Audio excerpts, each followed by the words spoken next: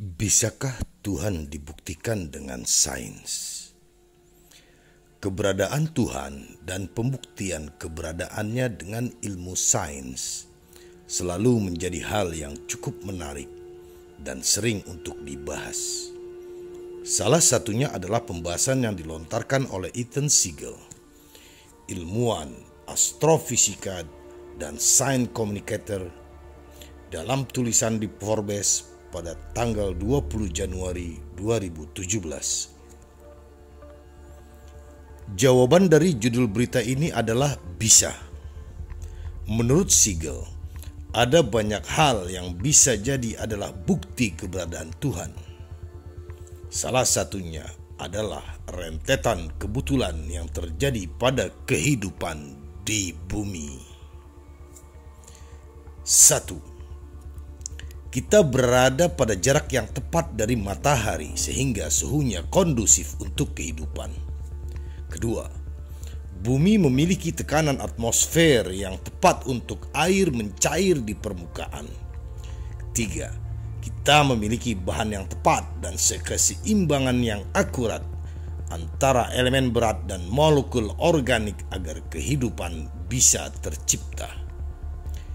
Kita memiliki jumlah air yang tepat sehingga dunia kita memiliki lautan dan benua. Dan kelima, dan proses terbentuknya bumi dimulai jauh lebih awal sebelum manusia hadir. Jika kita melihat planet lain yang kita ketahui, perbedaannya sangat mencolok. Apakah semua hal di atas adalah kebetulan semata? Mari kita bahas lebih dalam di bawah ini. Pertama, secara ilmiah, kondisi apa yang kita butuhkan agar kehidupan bisa tercipta? Soal jarak bumi dan matahari sangatlah pas. Bagaimana jika kita terlalu dekat dengan pusat galaksi? Bukankah tingkat supernova yang tinggi akan membakar bumi dan meniadakan kehidupan? Bagaimana jika kita tidak memiliki planet seperti Jupiter untuk membersihkan sabuk asteroid? Bukankah banyaknya asteroid yang terbang ke arah bumi dan akan menghapus kehidupan apapun? Dan bagaimana dengan fakta bahwa kita ada di sini sekarang ketika alam semesta masih relatif muda? Banyak bintang akan hidup selama triliunan tahun, tapi kita hanya punya sekitar 1 atau 2 miliar lagi sebelum matahari kita cukup panas untuk mendidihkan lautan kita, kata Siegel. Kini kita bicara soal asteroid. Bumi punya sahabat bernama planet Jupiter yang entah sudah berapa kali menjadi tameng bagi asteroid berbahaya. Tanpa planet mirip Jupiter, apakah asteroid akan membahayakan kehidupan planet bumi? Jawaban bisa jadi tidak, namun bisa jadi iya. Jadi bisa dibilang, kehadiran planet Jupiter di posisi yang pas kemungkinan ada penyelamat kehidupan di bumi. Tuhan sudah pasti berpikir sangat jauh dibandingkan nalar manusia. Lalu terakhir, manusia hadir di waktu yang tepat pada saat kondisi bumi sudah sangat layak huni. Sudah banyak ditemukan planet yang berpotensi layak huni, di mana kehidupan mungkin berusia 7 hingga 9 miliar tahun. Bisa jadi manusia di bumi bukanlah peradaban pertama di alam semesta yang luas ini, atau justru memang hanya ada kita selama ini. Kondisi yang kita butuhkan agar kehidupan muncul, sejauh yang dapat kita ukur, tampaknya ada di seluruh galaksi dan bahkan mungkin di seluruh alam semesta raya. Kedua, seberapa langka atau umum kondisi ini di tempat lain di semesta? Sejauh yang para ilmuwan tahu, kemungkinan ada sekitar 1 hingga 10 triliun planet di galaksi kita yang mengorbit bintang. Dan di sekitar 40 hingga 80 miliar di antaranya adalah kandidat untuk memiliki potensi. Pertama, menjadi planet berbatu. Yang kedua, terletak secara konsisten sehingga memiliki suhu seperti bumi, mendukung dan menopang air cair di permukaannya. Jadi bisa jadi ada kehidupan di luar sana, di sekitar galaksi lain dan yang berada di tempat yang tepat layaknya bumi. Percaya atau tidak, cukup banyak bintang yang hidup dan mati sehingga semua elemen tabel periodik ada dalam kelimpahan yang cukup tinggi di seluruh galaksi. Tetapi, apakah mereka dirakit dengan benar? Tanya Siegel. Diperkirakan sebanyak 10 sampai dengan 25% ada kemungkinan tersebut, yang berarti bisa jadi 20 miliar planet di galaksi kita dapat memiliki kehidupan di dalamnya, atau baik dulu maupun sekarang. Tapi bisa juga jauh lebih sedikit dari itu. Apakah mungkin ada kehidupan di bumi? Dengan kata lain, jika kita melakukan eksperimen kimia pembentukan tata surya kita berulang-ulang, apakah dibutuhkan ratusan, ribuan, atau bahkan jutaan kesempatan untuk menciptakan kehidupan? Secara konservatif, masih ada kemungkinan setidaknya 40.000 planet di luar sana di galaksi kita saja dengan kehidupan di dalamnya. Bisa jadi manusia dan peradabannya adalah sebuah kebetulan yang membahagiakan.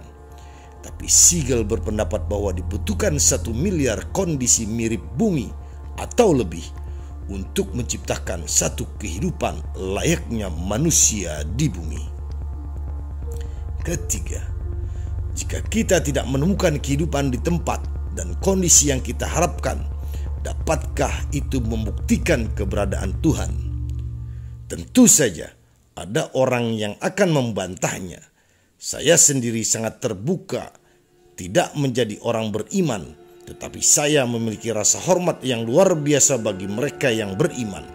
Hal yang luar biasa tentang sains adalah bahwa semua orang yang mau melihat ke semesta itu sendiri untuk mengetahui lebih banyak informasi tentangnya, kata Siegel. Siegel berpendapat sains tidak perlu dipertentangkan dengan keimanan kepada Tuhan. Hal itu karena manusia memiliki keterbatasan dalam memahami apa yang terjadi di jagat raya ini. Mengapa kepercayaan Anda kepada Tuhan mengharuskan sains memberikan jawaban spesifik untuk pertanyaan ini yang belum kita ketahui jawabannya? Tanda Siegel. Dalam kehidupan manusia, tentu saja manusia sangat membutuhkan matahari, bulan, bintang, dan alam semesta lainnya. Lebih dari itu, manusia adalah makhluk yang hidup di bumi yang menjadi bagian dari jagat raya atau alam semesta. Hidup manusia pun tidak dapat dipisahkan dengan alam semesta. Tentu sebagai makhluk yang tidak bisa dipisahkan dengan alam semesta, hendaknya kita mampu menyatukan diri kita dengan alam semesta. Bagaimana cara melakukannya? Yaitu melakukan berbagai interaksi dengan alam semesta dalam berbagai kesempatan. Allah Subhanahu wa Ta'ala dan Rasul-Nya memerintahkan kepada kita untuk menyatukan diri dengan alam semesta. Hal ini terlihat dari diperintahkannya diri kita untuk mentadabburi alam semesta ini. Allah Subhanahu wa Ta'ala berfirman yang artinya, yaitu orang-orang yang mengingat Allah sambil berdiri atau duduk atau dalam keadaan berbaring, dan mereka memikirkan tentang penciptaan langit dan bumi, seraya berkata, "Ya Tuhan kami, tiadalah Engkau menciptakan ini dengan sia-sia. Maha suci Engkau, Maha peliharalah kami dari siksa api neraka." Quran Surat Al-Quran Surah Al-Imran ayat 191. Dalam ayat lain, yang telah menciptakan 7 langit berlapis-lapis, kamu sekali-kali tidak melihat pada ciptaan Tuhan yang Maha Pemurah sesuatu yang tidak seimbang, maka lihatlah berulang-ulang. Adakah kamu lihat sesuatu yang tidak seimbang? Kemudian pandanglah sekali lagi, niscaya penglihatanmu akan kembali kepadamu dengan tidak menemukan sesuatu cacat, dan penglihatanmu itu pun dalam keadaan payah. Al-Quran Surah Al-Mulk ayat 3 dan 4. Perintah lainnya, kita diminta untuk merespon kejadian atau keunikan alam yang kita lihat atau kita hadapi. Misalnya, ketika kita menyaksikan gerhana bulan, baik gerhana bulan maupun matahari, kita diperintahkan untuk berzikir dan melaksanakan sholat gerhana. Rasulullah Sallallahu Alaihi Wasallam bersabda, sesungguhnya matahari dan bulan adalah 2 tanda dari tanda-tanda kekuasaan Allah, dan keduanya tidak gerhana karena kematian seseorang ataupun kehidupannya atau kelahirannya. Jika kalian melihat gerhana, maka berdoalah kepada Allah, bertakbirlah, bersedekahlah, dan sholatlah. Hadis riwayat Bukhari. Ketika kita mampu menyatukan diri kita dengan alam semesta, maka kita akan meyakini akan kebesaran dan keagungan Allah Subhanahu wa Ta'ala, yang membuat keimanan kita semakin kuat dan menumbuhkan rasa syukur kita kepadanya. Selain itu, ketika kita menyatukan diri dengan alam semesta, sesungguhnya kita telah menyatukan zikir atau ketundukan kita dengan zikir atau ketundukan alam semesta kepada Allah Subhanahu wa Ta'ala, sebab alam semesta pun berzikir dan tunduk kepadanya. Allah Subhanahu wa Ta'ala berfirman, apakah kamu tiada mengetahui bahwa kepada Allah bersujud apa saja yang ada di langit, di bumi, matahari, bulan, bintang, gunung, pohon-pohonan, binatang-binatang yang melata, dan sebagian besar daripada manusia, dan banyak di antara manusia yang telah ditetapkan azab atasnya. Dan barang siapa yang dihinakan Allah, maka tidak seorang pun yang memuliakannya. Sesungguhnya Allah berbuat apa yang Dia kehendaki. Al-Quran Surah Al-Hajj ayat 18.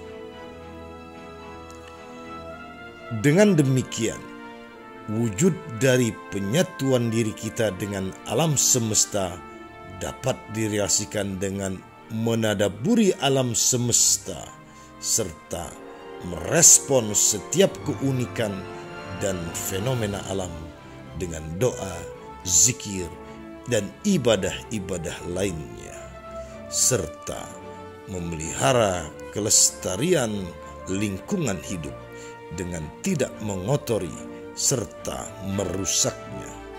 Mari kita cintai bumi kita pelihara, tidak ada kerusakan di sana sini, kita rawat dengan sebaik-baiknya. Mohon maaf atas segala kekurangan dan kekhilafan. Kurang lebih saya mohon maaf. Assalamualaikum warahmatullahi wabarakatuh.